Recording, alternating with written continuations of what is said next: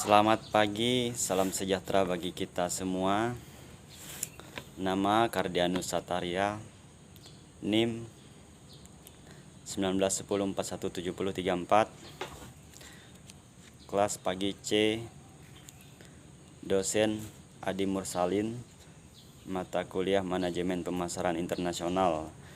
Baik, di sini saya akan menjelaskan materi pemasaran global. Jelaskan secara singkat perbedaan bisnis domestik dan bisnis internasional. Bisnis domestik merupakan aktivitas bisnis yang terjadi pada suatu negara, tempat berbudaya menggunakan sistem hukum dan sumber daya relatif sama. Sedangkan bisnis internasional merupakan praktik yang melibatkan seluruh pertimbangan karena melibatkan berbudaya dan negara. Sedangkan yang kedua, mengapa pentingnya bagi Anda untuk mempelajari bisnis internasional? Secara rinci, alasan-alasan yang memberikan pertimbangannya memahami bisnis internasional adalah berbagai berikut.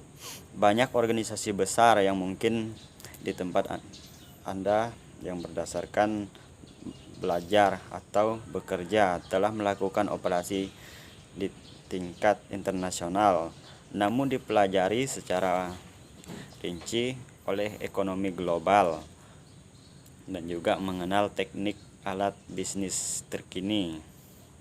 Yang ketiga, jelaskan secara singkat orientasi manajemen. Perusahaan manajemen terkaitan dengan menjelaskan globalisasi pemasaran. Yang berkaitan dengan orientasi secara ini sangat berkaitan. Orientasi manajemen yang pemasaran global di antara lain manusia di seluruh negara di dunia. Berikutnya, sebutkan contoh-contoh pemasaran perusahaan Indonesia yang berkaitan dengan melakukan bisnis internasional. Apa ciri-ciri perusahaan melakukan bisnis internasional? Perusahaan Indonesia yang berhasil dalam pemasaran global. Masyarakat Indonesia memiliki karakter yang cukup unik dan berbeda sama yang lainnya, karena kebanyakan masyarakat unik status sosial melalui hal yang berbagai dengan barang digunakan. Hal tersebut berkaitan dengan merek apa yang digunakan. Hal ini mana barang tersebut didapat. Yang kelima, jelaskan bisnis internasional. A. Sejarah bisnis internasional sebelum Masehi. Pada penjajahan dan Yunani mengirim wakil-wakil rakyatnya ke luar negeri untuk menjual barang yang merek tahanan. Tahun 1160-an,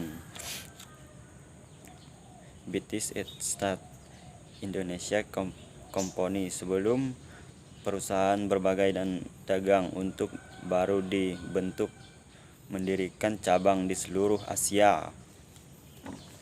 Yang keenam, jelaskan enteris dan politeris, regiontris dan pengertian dari enteris.